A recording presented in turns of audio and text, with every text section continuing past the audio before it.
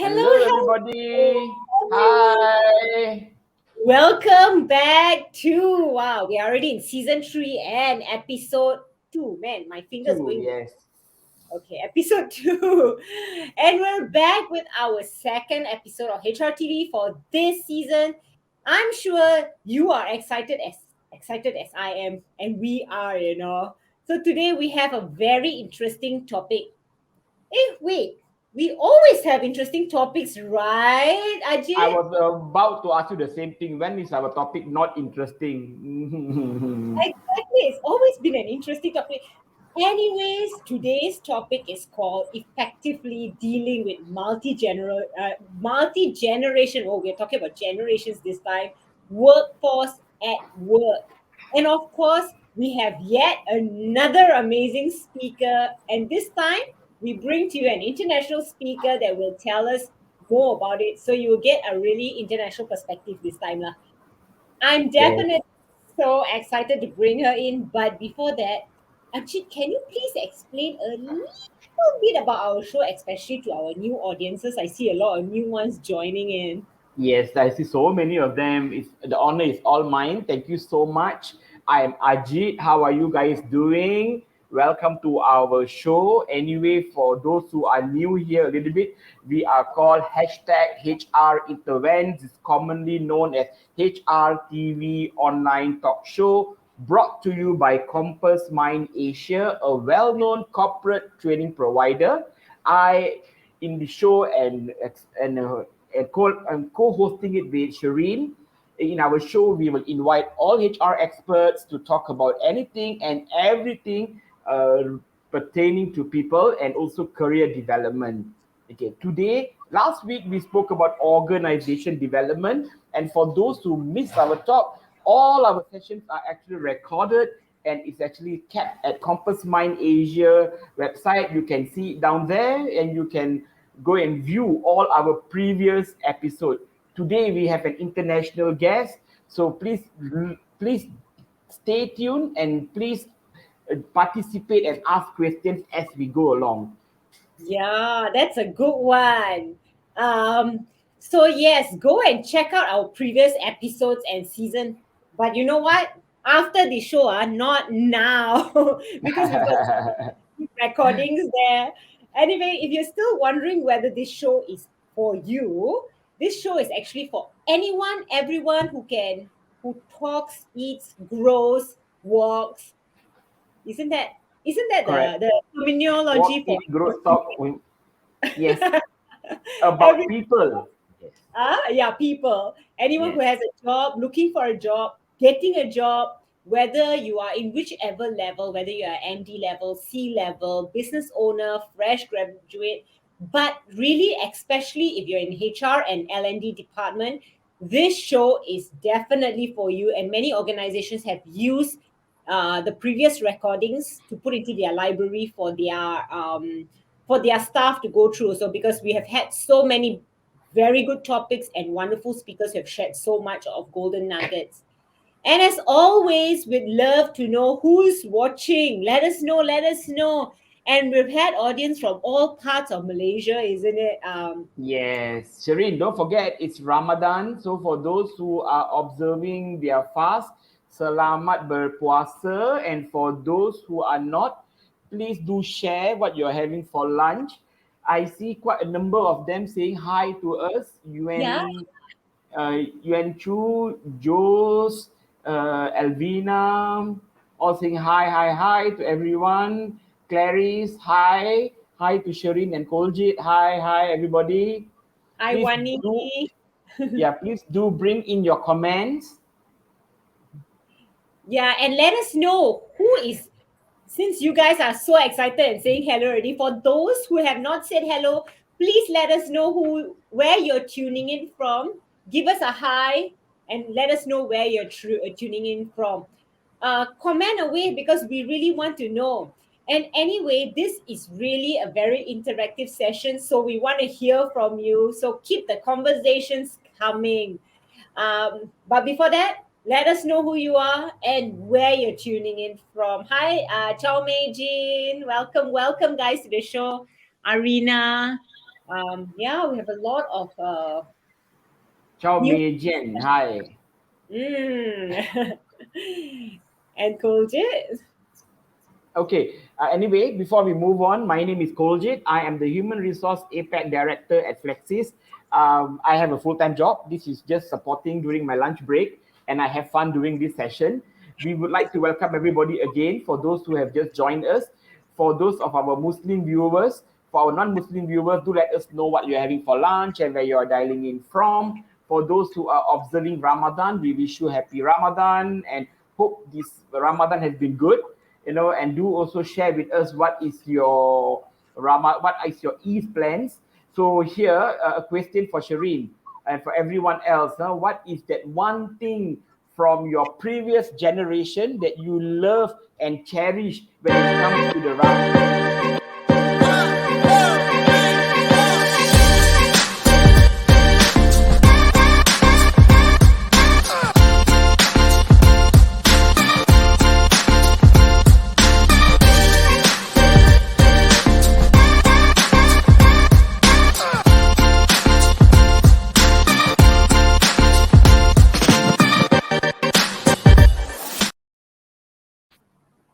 We're Ajit, back. We're back. Yes. we're back. You were asking me a question just now, but before that, you know what? Before you ask me that question, give me a second. I want to welcome people who are tuning in from Singapore and also the parking lot. Do we have We anyone in have parking Keng lot? Neo from Singapore and Kuti from the parking lot about to drive off. Kuti, please drive safely and focus on the road. You can hear us, but please don't look at us. Stay safe. Kojit, what was your question to me again? Okay, my question was I want to know one thing that you can remember or cherish from your generation that you do during the Ramadan month. What's important? Ramadan What? mana? Yeah, If I you have ask, some. I have if something. you have, you Yes. explain it, then maybe I can copy you because my excitement You is know, always during the Eid celebration. yes, for me, Ramadan month is the Pasar Ramadans. I enjoy the Pasar Ramadans. I mean, I don't fast. I apologize to everyone. A bit hard for me to fast. I try. But again, I enjoy the Pasar Ramadans. I go out, I shop, I buy lots of food. And that is the time where you get everything at one stop, and you get many Pasar Ramadans around us. You go to KL, you go to Subang, you go to Sunway, you go everywhere. You get Pasar Ramadans. So I really enjoy the Pasar Ramadans during the Ramadan period. Talking about that, right? Cheng, since you're from Singapore, let us know if you do have this kind of Pasar Ramadan around there. And we'll also ask our speaker later, who is an international speaker, whether this Pasar Ramadan thing is an international trend or something we are luxurious to have it in our own country. Yes, So, yes. Would love to know I'd that. like to copy your answer. That the best thing during Pasar Ramadan is the Pasar Ramadan. My favorite from there is always the ayam percik. What's your favorite? Exactly. Mine too. I was about to say the same thing. Oh my God. Great mind thinks alike. Ayam Perche is the best, man. Is the best.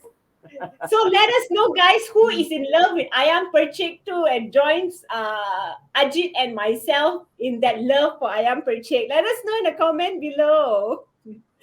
Anyway, Kojin, before we actually totally miss out on the point for today because we are so excited it is the Ramadan month, I think it's Exactly. time we invite our guests. What do you think? Yes, yes, that would be good. Okay, let me introduce a little bit about her. She is Shazia. I will let you guess where is she from because she's not a Malaysian. Shazia Shahbaz. She's actually a corporate human resource professional known for actually doing the balancing act between people and organization. I actually kind of like that when someone balances both. Over the past 17 years, Shazia has served a diverse portfolio in, I'm going to let the beans out of where she's from, Pakistan, across the service sector, FMCG, and pharmaceutical industries, both national and also the MNCs. During the interval during the initial 5 years, she honed expertise in key business functions such as supply chain, operations, project management, market research, and business development. Shazia has proven to be a change management pro, especially during critical transformation, restructuring, and acquisition at Novartis, Pakistan during recent years. So she's got so much to share with us.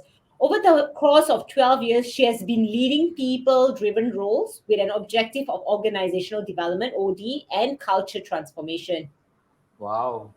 Yeah, she's won actually quite a few awards, multiple global region and country awards while working as head and PMO Novartis, Sandoz, and GM HR of OBS Pharmaceutical Group. Let you know about her highlights and her achievements, which are really amazing, guys. She had the Star Award Best Business Partner in 2021 for leading people strategy during divestment. She also won awards in International Region and Asia Culture Award 2020 for being outstanding business transformation. Increased gender diversity by 3% to 16% in the years of 2019 to 2020. Enhancing associate engagement more than 80 to 90%. That is amazing. 3 year certification by Top Employer Institute in 2019, 2020, and 2021 by Wow. certified at European standard. Well, she's got a lot of great stuff to share today, man. Exactly. Exactly. Fantastic. And also the Global HR Excellence Award Rising Stars in 2017. So, guys, well, you can't give her a round of applause to invite her in, but Ajit and I are going to give her a round of applause. You guys give her hearts and likes. Please help me Yes. welcome Shazia. Saskia. Hello, good morning, Hi. good Hi, afternoon. Saskia. Thank Hello. you. Yeah. Shazia, Thank do you for you say being good morning? Yeah, so good morning What time or in is it good in Pakistan. afternoon. Pakistan? Pakistan is 2 hours behind, so they are still in the morning. You Good can call it. morning. Yeah, it's 10 12 right now. Yeah. So we are in the morning phase right now. Ah, Okay. And thank you very much, Sharon, for all your kind words and the details. Very humbling. Okay, thank you very much, Sadia, for joining us today for our award. We are so honored to have you, and I am so impressed to hear what Sharin has told about you. My God, you have got so many awards. So I'm sure that we will have a wonderful sharing session today. Then allow me to allow you to present or introduce yourself a little bit more. Probably you can share with us something that Sharin did not share, be about your hobbies and things like that. Over to you, Shazia. Thank you very much, firstly, for inviting me to the show. I know that this show has been actually watched by the professional organization and the people out there. So I hope that I again meet the expectation of the audience that you have with you. As for my introduction, you have rightly said that I started career like almost 17 years back. Likewise, every student, I was not sure that I would be landing in HR. But yeah, I started working in different domains like supply chain and event management and different projects, even the business development as well. By the time I was also studying back in 2007, back in 2007 to 2010, I was doing my MBA, and along with that, I was working in different facets of the organization. I think it happens to many of us that when you study, you explore, so you get to know that what suits most to your personality and technical skills that Almighty has given to you. So by the time I realized that I can do good in HR, because it suits my personality as well as my thought processes. So in 2010, I was graduated as MBA in HR and by doing majors in that. And then I joined FMCG organization. It's a local group in Pakistan. So right there, I got the opportunity to, right from the scratch, create everything, like whatever comes in the HR ambit, like policies, procedures, having the compensation, recruitment, and talent strategy and all. So I worked there almost for 5 years. But yes, then I got an opportunity in Novartis. It's a multinational organization. So I was actually heading the entire Sandoz division as the country lead, or you would call it head people and organization.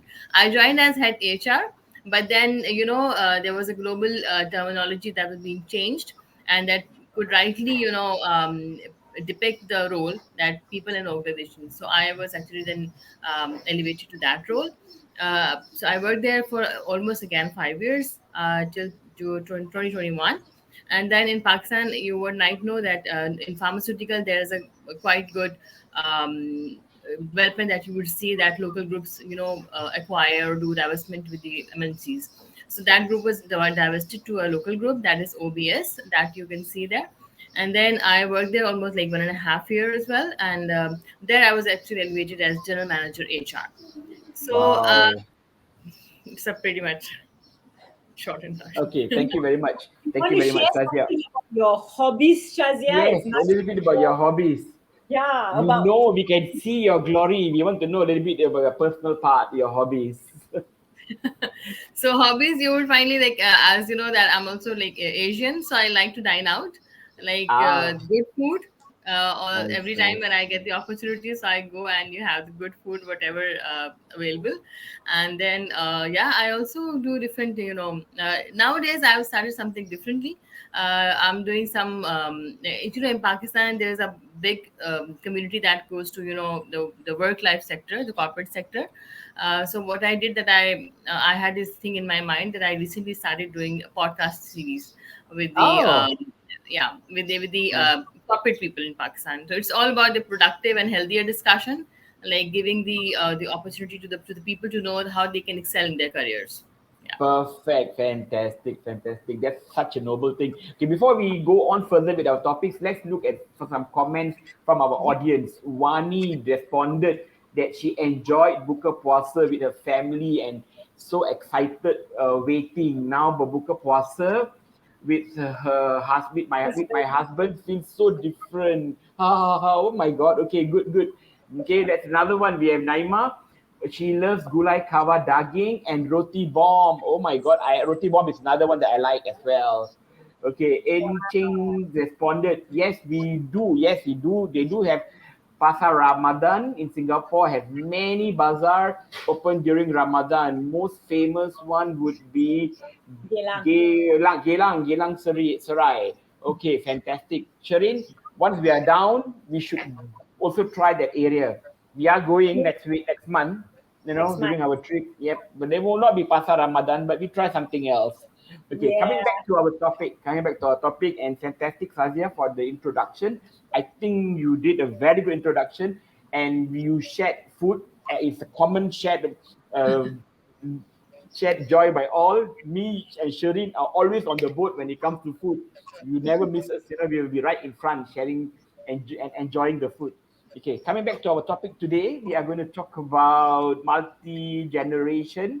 How are we going to manage them? You find workforce diversity a very common thing in any companies and in anywhere that you do, not only in companies but also in your personal life. You have got various type of friends, and it comes with different challenges. Let us now together pick Shazia's brains on strategies and effective management styles on how we could use to manage this multi-generation workforce. We also would ask Sazia to share with us some of the strategies and the challenges that it's used in order to get this multi-generation to collaborate together and to actually produce better results. In other words, create a performance-based organization. Now, without further ado, let's move on with our topic. Shall we go, Shireen?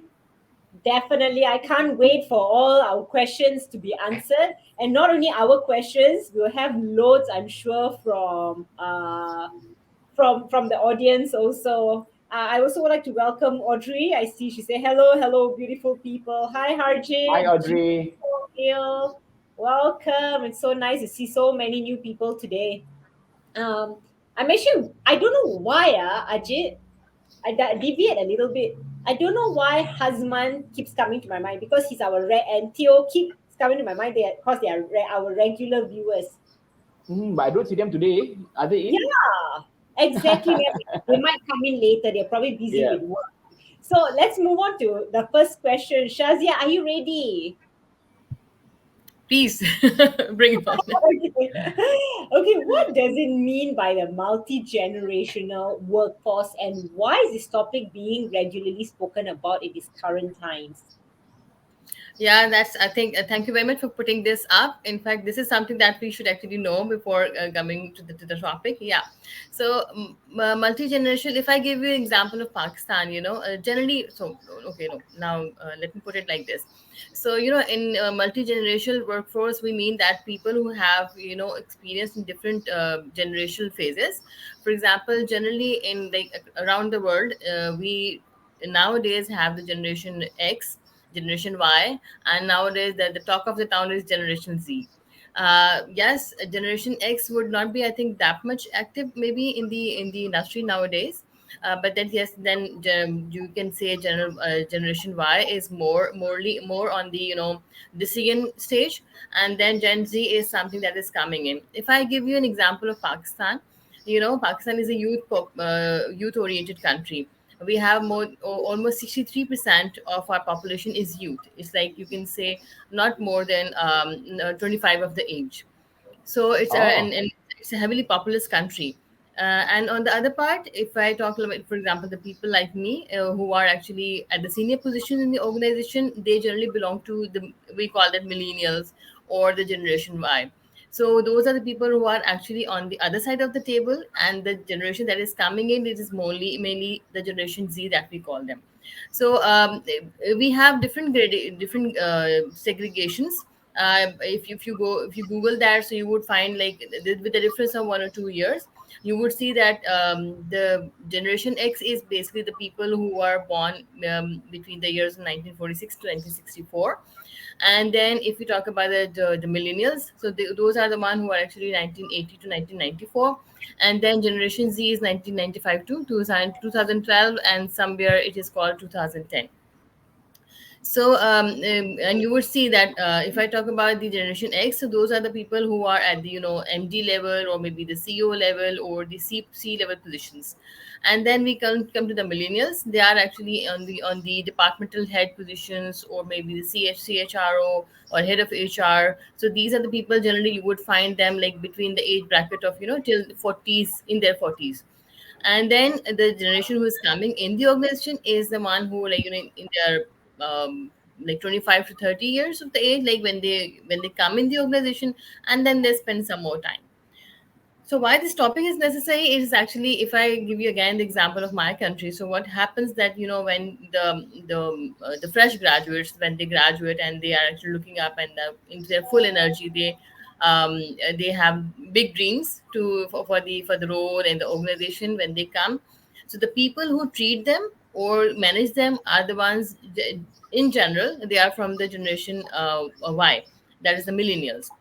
So thereby, therefore, and both of them have little different upbringings, different culture orientation, different work culture experiences.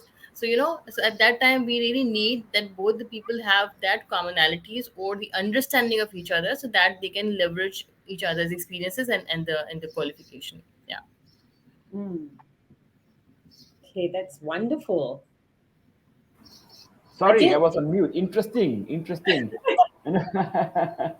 Okay, fantastic. Okay, I think there's a lot. You said the population, the youth population is about 63% in Pakistan. I believe there is also a plus point and a minus point there.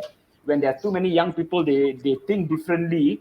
Okay, what are some of the benefits and challenges of having multi-generation workforce at your workplace? You know, from your perspective. Yeah. So, we talk a lot about the diversity thing, right? So, diversity and inclusion.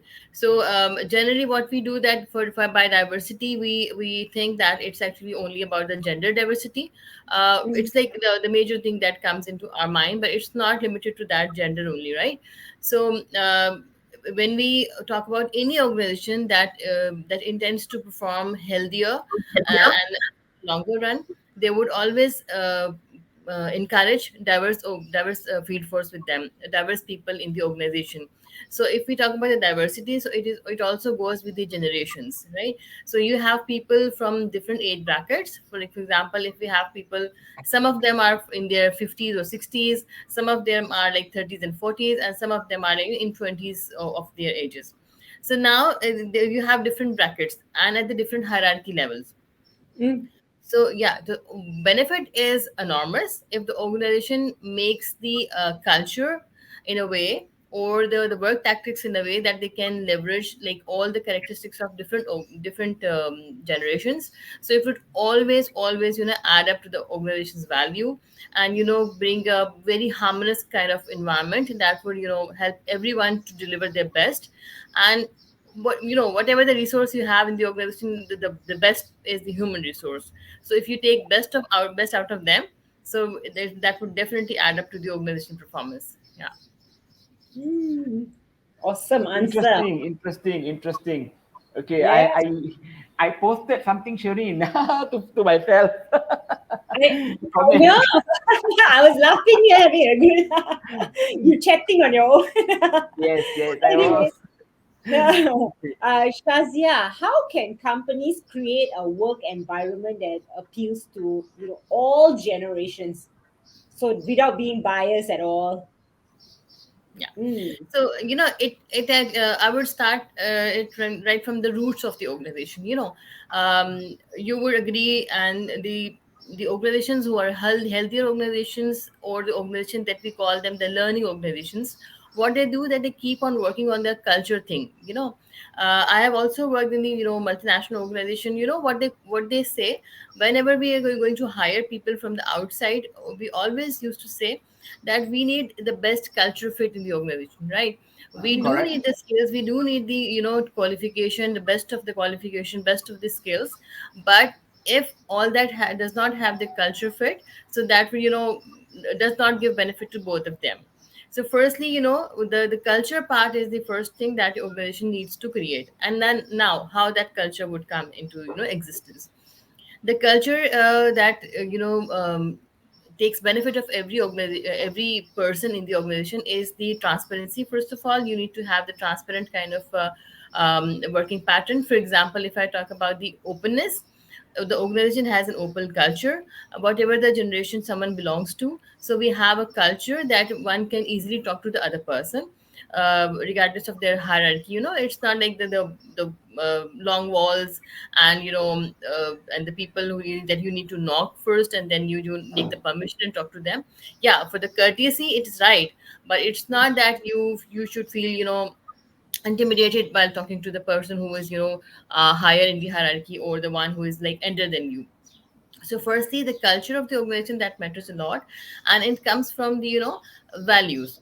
I'll connect it back to the values of the organization, that what kind of values organization has. It also happens that organization has different values. Like for example, the common thing that you would see is like the respect, and the integrity, and the ethics, and the courtesy. These are the common things that you generally find in the organization values. Now the matter is that whether these are the values, those are only written in your company profile or on the walls of the company, or you actually practicing that. So it comes from the top to the bottom. For example, whoever is running the show, the CEO or the MD, or whatever the person who is in the C level and running the show, they would actually practice this thing. What they do, that they, whenever they meet the people, and walking by the floor, uh, and if they meet someone who is very senior, and if they meet someone who's very junior, if they treat them equally, fairly good manner, and give them the space to talk to them, this is how you start creating those kind of culture. uh, Secondly, the value. The one thing is the company values and the value that you give to your people.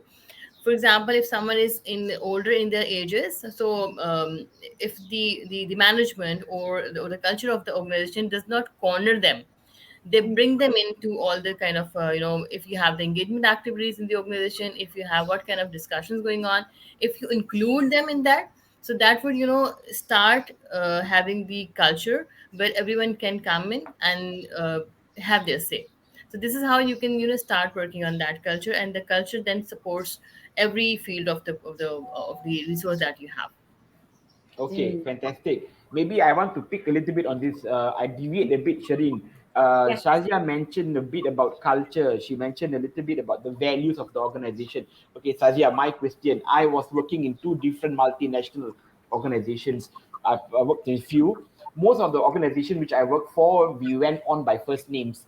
We don't have formalities. It was respect one another, teamwork. So there's no formalities. Doesn't matter the person can be 50 years old or 45 years old or 25 years old. We go in by first name. We are all friends. And then I worked in another organization where the culture was a little different and it was a bit shocking to me as well, whereby we had to go by Mr. So and so, Mrs. So and things like that. So I was a bit shocked.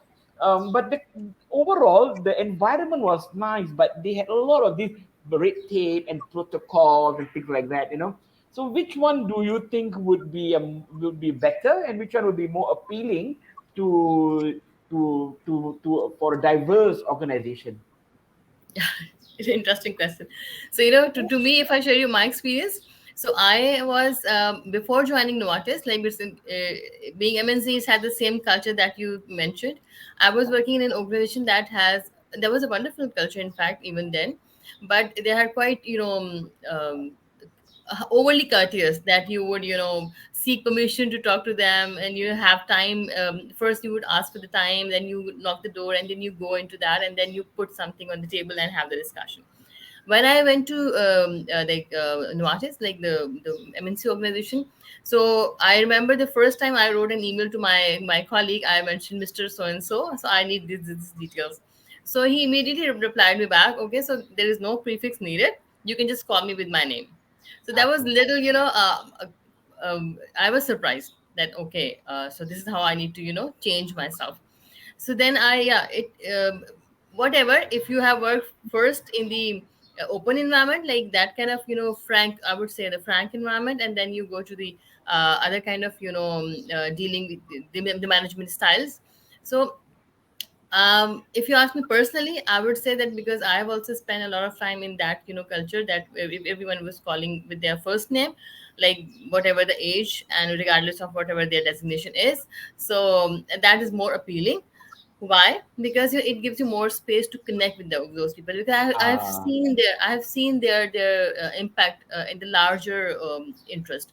Um, Again, I would not say that that culture is bad. That is also, if you have everything in place, if you have the transparency, if you have the respect to each other, then it's fine. Only thing that makes it wrong when you only have that courtesy thing available for the C level positions and the juniors don't get that respect. So then it becomes a challenge. If you have, that's fine if you have that, quite overly courteous environment, but then that should be also be the same for the people who are the junior level in the organization. They should be equally respected. Then it's fine. But yeah, if you ask me personally, I have seen the impact of that open culture, that you call everyone with their name, because I've also worked in the MNC, and when I traveled to different countries, I traveled and I met the regional team members, the global team members. Imagine when I'm coming from Pakistan and I'm directly addressing the global head of HR just with a name. Hi, hi Joe, or hi someone, and then I put my question. You see the level of connection then we have. okay. You surpass everything. So that's, to me, that's more positively impactful if you have that open culture. And one more thing I would add to it, with the passage of time in the world, in the global level, it's not only Pakistan. Things have changed. You would also agree that when we were studying in our schools, our teacher, we used to be very reserved to our teacher. We would never think of having the eye contact with them, talking to Correct. them at an equal level. But now, if you see the children nowadays, they Yeah. can talk to whatever the teachers, whatever the people out there, and they talk equally friendly. So this Yeah. is the change in the overall society. It's not the so if you do not match it with the organization, so it becomes quite surprising for the people who are practicing it at the home. But when they go in the organization, so you want them to be very very restrictive. So over the time, the change has come. So all the organizations who adapt to that open culture would be more having the benefit of the people. Just my Yeah, take. fantastic, fantastic. I think what you said is precisely right. What is important is we liberate people, we liberate people's potential. So, like what you said in schools, now kids are much brighter, they are much smarter, they are much braver, they tend to produce better results, and they can do they can climb higher mountains, I would say, you know. So Yes. thank you for your sharing. Fantastic. Thank you, Miss Shazia, and thank you, Mr. Ajit, for the question. All right, I'm in a very playful mood today. So, anyway, before we move on, let's have some questions for the audience also. So, Sure. guys who are listening in, what are the generations that your workforce, what kind of generations you have in your workforce? Are there baby boomers, Gen Z? Let us know. We want to know what kind of diverse organizations you work in. I mean, if you're talking about a startup, then also let us know what kind of generations you have there. And of course, because this is an interactive session, like I said, if you have any questions or opinions, please do put it in the chat box because we would love to answer. And I like to say also, hello, Hazman, our avid viewer of the show. Welcome. Nice to have you back on. Hello. All right. Ajit, over to you. Okay, moving on to our next question. What are some of the strategies of effectively managing communication and collaboration among different generations? That's a Yeah. very good question. It Yes. is. It is. So again, giving the real time examples, what happens that in the organization currently you have comparatively little chunk of people who are baby boomers, and then comparatively bigger from the millennials, and the major chunk nowadays is the generation Z. So if I put it like this, so these are the simple three generations that you need to deal with. So what I've seen over the time, that how you can engage them. Firstly, other than the roles that they are doing, it's like always good to have them included whatever the discussions you have. The management needs to have, firstly, the point that I touched up, that the culture should be having say of all the generations they have. For example, whatever the surveys they are going to do, whatever the engagement activities you are going to do, whatever the new things are coming in. So the management or the HR, because they are the mainly custodian of these kind of activities, so they need to make sure that the representation of all the generation is there. Okay. But yes, definitely the ratio can vary. Maybe if you are making a team, so maybe for example, there is an activity going on in the organization, so and you have a 6 people team, for example, you have just formed that. So at least one person from should be from the that senior level senior, the baby boomer, or whatever the people you have in that age range. And then at least 2 people from the generation millennial, you call them, yeah, generation Y, you call them. And then, okay, like rest of the 4 people from the generation Z. So this is how you are having equal representation of the overall population in the organization that you have.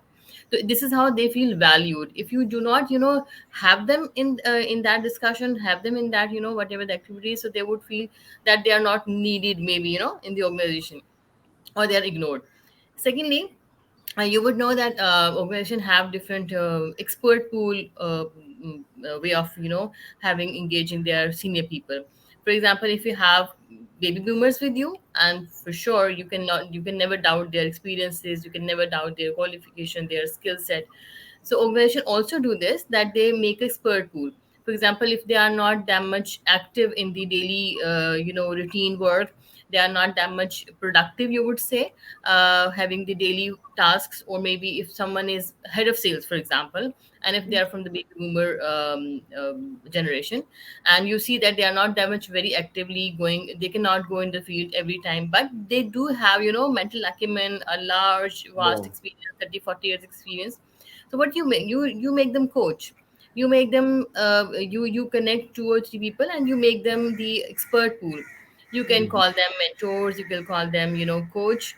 And then they can transfer their knowledge to the people, and equally. And then and you announce that, mentorship program, you announce that coaching program. So the people who are younger, when they face similar kind of positions, they can go to that person, they can bring their problem, and both of them will feel valued. The person who have the problem, they have a door to knock, and the person who have experience, they have the liberty to transfer their knowledge and experiences. So this is how organization take benefit of that. Lastly, if I talk about the generation Z, because you have major chunk of that, the major population, so you would definitely have to address them. For that, generally we all know, we have read that what they are interested in the flexible working environment, they are interested in the feedback thing, they are interested in little breaks, they want the purpose of their work. So the management needs to take care of these kind of things, that they have the purpose thing continuously being communicated by the management. They have the Mhm. feedback session in place. They have the career growth thing in discussions in the pipeline. So these are the things that would keep them engaged and interacted in the long term. Yeah. Perfect. Well said. All right, yeah, Couldn't especially agree more. communication within different generations are so different nowadays. I Yeah, shared yeah. with you an experience I had the other day. Uh, a client said WhatsApps me a message and says, Shireen, do you do this training? A program name. No introduction, no company name, no nothing. No, it's just not even my name. Hi, do you do this training? I'm like, okay. Hi. No, who's on the other end? So then Yes. she introduces herself. So I asked which company you're from, and she says, from which company. I say, okay, I'm in a meeting. I'll give you a call later to discuss on this program. What's the purpose of your call? Is the question back to me. Really? I mean, they don't pick up the phones and call. In fact, they just like the WhatsApps. So for me, I love WhatsApps. I'm totally glued to WhatsApps. But for me, the first mode of communication to build trust is a call. After that, it can go on WhatsApps from then on, isn't it, You're right. Shazia? You are very right. This is something that I also took time to get adapted to. Nowadays, if the people you meet from the startups, they Yeah. are almost doing everything on their WhatsApp, like the The chat. quotations, Yeah, yeah. their everything, the MOUs and everything they're drafting on the phone, and they expect you to have that focus on that phone only. I am not that kind of person. So what I do that I put that on the email and then go through that, so that I have that focus, because I'm not used to a work like that, but I'm adapting. These are the things that comes to you. You are very right, you very rightly put that example. This is how it is happening. Like the Yes. generation there, they just need quick thing. Yeah, They but would just Shereen, I think you need to change. Voicemail. Now we do not need to call. You can leave a voicemail. You can. Hello, how are you? Can I know your name? Then you press go. That will also work. I was in the middle of a meeting with a client and I'm getting this message. I'm like, okay, can I just ignore it for now? But I decided to give a small reply. Anyway, one of my favorite audience is also here. Theo. Hi, pretty Shireen. That's why he's my favorite. Mr. Yes. Cody and Shazia just rejoined again. Today, line very bad. Oh, very bad here. Oh, okay. Okay, so I guess he's out of town then because in the Okay. city over here, line is pretty good. I think he's probably out of town. Uh, hmm. Shazia, my next question to you. What are some effective approaches for transferring knowledge and expertise from, the ones longer in the organization over to the ones who are fresh in the organization? Yeah.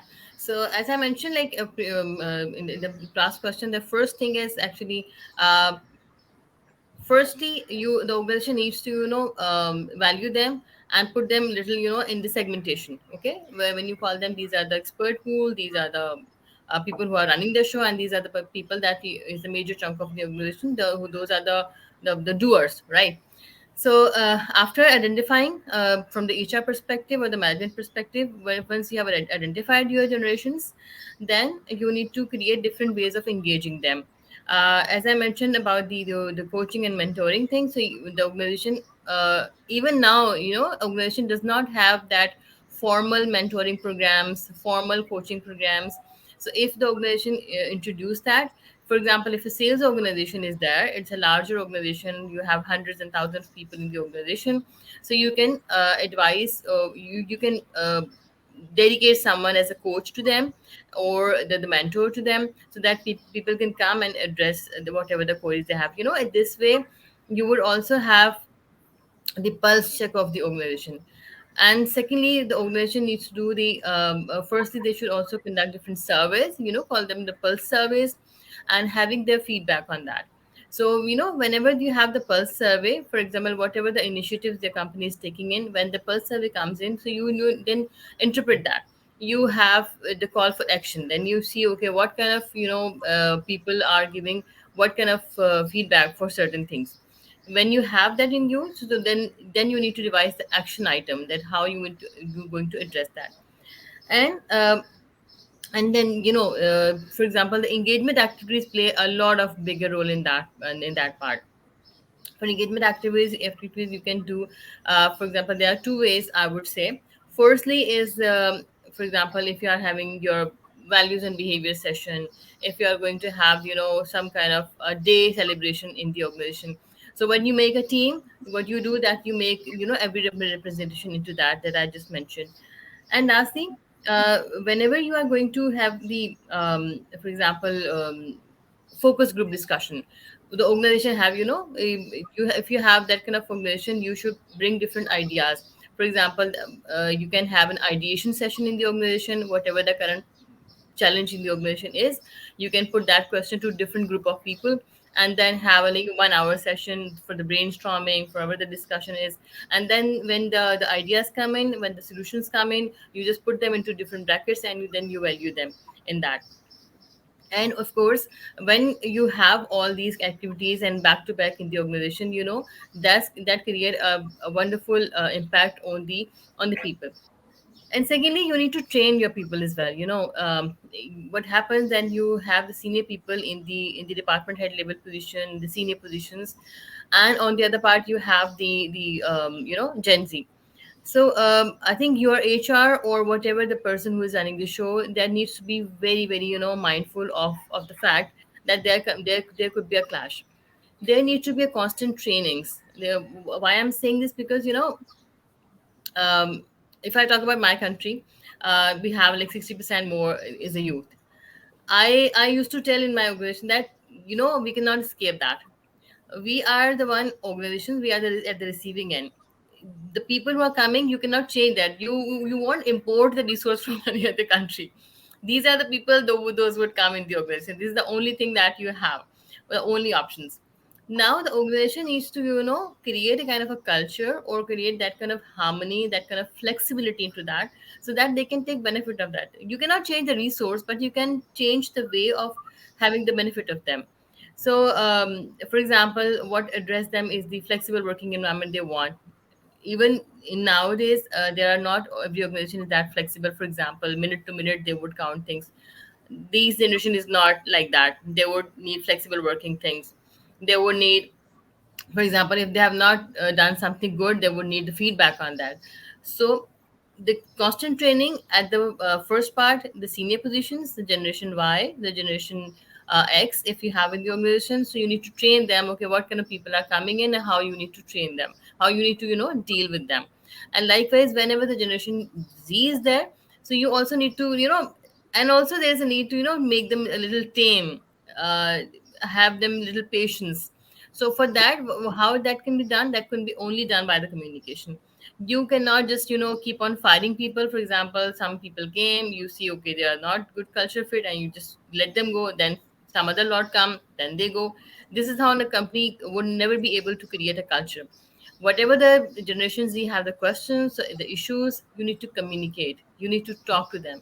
Let them bring their questions, whatever the burning question they have, whatever the issues they have. In HR, we are trained, we are always trained. When someone brings their issues, just listen to them. If you listen to that, at least 50% is resolved. So You're right. you need to have a channel in the organization. Whatever the challenges they have, they come to you, they talk to you. Whatever the desk could be, that could be a mentor desk, that could be a coach desk, that could be a head of HR. But they should be access. They should be having access to someone who can listen to them. So this is how you can leverage their skills. Yeah.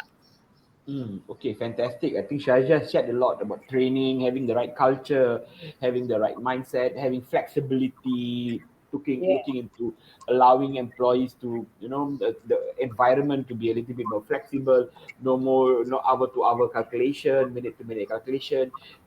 focus, in other words, focus more on productivity than onto the actual time that they spend in the office.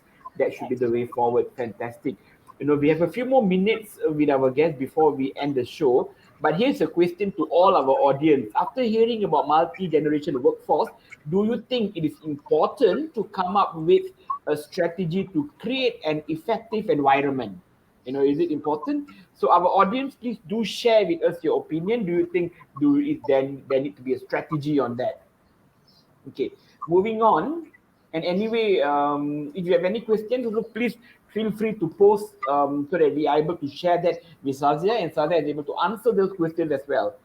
Okay, Yeah, sure. All Shireen, right. next Yep. question. So, my next question to you, what role does leadership play? I mean, besides the coaching and the mentoring, in effectively managing a multi-generation workforce, and what are some effective leadership strategies for achieving this? Okay, so yeah, so I can give you some example. For example, in from if you have the in pharmaceutical, we had a larger sales organization with us. So there's a thing that you call project management. The projects play a vital role, in engaging multiple people in multiple ways. What we used to do in that way, for example, the leadership. Firstly, as I mentioned earlier as well, that first you need to bracket your people. You should know that what kind of people in your team are whoever the leaders who are running their show. For example, if head of sales or head of marketing, though they are coach and mentors, but what they need to do, first they need to understand the audience. First they need to understand the team segmentation in their own team, right? What kind of behaviors they have and how they need to treat them. And then they need to and the leadership plays a vital role to managing them in different ways. It's not that one stick cannot solve everything. It's not that you deal everyone with one stick and having the same managerial style. We talk a lot about different leadership behaviors. The people have different leadership styles, and for example, some people are democratic, some people are autocratic leadership, some have the friendship kind of leadership. So nowadays we call it situational leadership or behavior leadership. So now the leaders need to understand firstly that how they need to change their behavior to deal with different kind of people. For example, if you have five people in your team and they are from different generations, so you need to understand that what appeals them. For example, if you have someone from generation Y, they are the people who are job hoppers. They would not need regular feedback, but they would need maybe a little word of encouragement. So if you deal with them like that, at times occasionally meet them and treat them in that way, they would always be happy. And then if you have people from the generation Z, you know that you need to have a communication around. You need to have continuous feedback discussions. So now the leadership, I think, objective or leadership requirement is to situationally adapt. Whatever the team members they have, they need to adapt their leadership style according to them, so that they can take the maximum benefit out of that. And then projects, play a lot of role in that. For example, I can give you example. We had some a very you can say the generation X person with us. He was a top performer in sales, right? He was top performer in sales, doing really good. But he also came into multiple assessments, but he could not qualify for the, he didn't have the managerial skills with him, but he was top performer. This is a typical example that how you deal with those people. You cannot just ignore them. They have a lot of desires. They have dream to come into the senior position, but uh, for any reason they don't have that skills. So what we do used to do, then we make them, we pick their strength. Now you go by the strength. For example, if they have the wonderful presentation skills, or they have the wonderful product knowledge, if they have wonderful selling skills, so we make them coach or the lead for the rest of the team. So their thirst of being recognized is also addressed, and other people are going to that person and having their questions answered. So this is how you are engaging that person. This is one example. This is how you can make different projects. You can take out their strength out of them. So this is how you can engage with different people with their strength based approach, and then that sums up in a very good way in return. Okay, fantastic. Okay, we seems to be coming to an end of our session. Let's take a last question. To sum up, how can companies leverage on diversity of multi-generation workforce to enhance innovation, innovation, productivity, and overall company's performance? Yeah. And So before that, yes, we have one comment from husband. Yes, it's important to have a specific strategy. Yes, we agree on that. Thank you for sharing with us. Okay, Sazia, over to you for our last question. thank you, husband. Yeah. So as I mentioned that organizations have nowadays, I would say the organization has um, have a bigger responsibility on their shoulders. So why I'm saying this, when you also speak to listen to different. If I was also listening to Simon Sinek, he was saying someday that likewise the parents, the organization also have some responsibility. When you have different, children with different behaviors, you need to treat them in different manner. You need to learn that Right. how to deal with, in the different ages. Likewise, Correct. organization does should not, I would say, should not only put that on their shoulders, that the people who are coming in, they should also think of having the little empathy into that. Okay, this is our resource, this is our asset. We can take maximum benefit of them, their resources, their mindset, their knowledge, but we need to also adapt a little bit. For example, I also mentioned previously, but they need to create a culture where they feel valued, where they feel valued. And it is like regardless of the generation Y, X, or Z, whatever, you need to create an environment where they are valued, everyone is having the same fair value. Secondly, you need to create some, for example, you need to give them assignments, you need to give them projects as per their own skills, so that they feel again, that they're contributing to the organization. And third thing is very much important, that we tag the purpose thing with the generation Z, but it's not the only thing that is, the only link to the generation Z. If the management or the organization keep on, sharing their purpose, sharing their long-term objectives with the people from whatever the generation they are, it would definitely connect them with the larger purpose of the organization, and they would come up with the better ideas, with the better contribution, and they would definitely do it. So I would say that having them valued, having them engaged, and having little flexibility into the working ways of the organization would definitely having a positive impact. And third, the last thing that I would say, that you need to have the open communication channels, because the generation Z that is coming into the organization, they need to talk. They need to talk to the people. It's like for a very minor thing, but they would need someone to listen to them, and they can bring their issue to them. So if we organization had these kind of access, these kind of little adaptabilities. And one more thing that I would say, that it doesn't require any cost. It doesn't cost organization anything. It's just a mindset that they need to change. If they do that, it would be definitely helping for all the generations in the organization. Hmm. Fantastic. I think what Sajja said was spot on. Create the value, make sure that, and then have projects, allow people to be included as part of the organization, and also keep sharing the purpose so that people are on board. Give them time to digest the purpose. Some may take a little longer time to understand. And what is most important here is have an open communication channel. I think that's the best summary that we could sum this topic up with. And now, thank you so much, Sazia. We have came to the end of our session for the day. So we would like to thank Sazia very much for her insightful and very useful information shared and having a serious discussion with us today. And again, thank you, Sazia. Thank you very much. Hope to catch up with you soon one day once I am Shireen comes to Pakistan. To our audience, we would like to thank you all who have been with us, and thank you for watching, and thank you for signing on as well. And without you guys, we would not be here. And for those who are our forever fan, please, this is not farewell.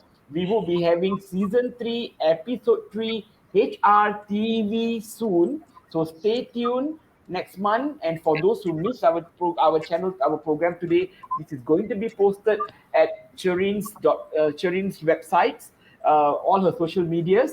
So please do feel free to watch our recorded sessions. Thank you very Thank you much, very much for having Saskia. me too. Yeah. And, Thank you very and much for having me, and it was wonderful discussion with all of you. I also learned a lot. Thank you Thank you. so much, Shazia. And to the audience, if you are, and any of you are HR and L&D who are planning for your soft skill trainings, do drop us an email at training@compassmind.com.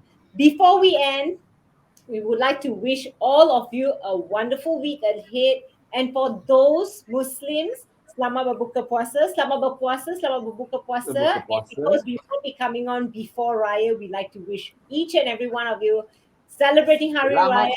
Selamat selamat Hari Hari Raya. Maaf Zahir and Batin from all Batin. of us at HR TV. We look forward to seeing all of you really soon. Thanks and see you soon. See you Bye soon. Thanks, Azia. bye. Selamat Hari Bye bye. Raya. Selamat berbuka puasa.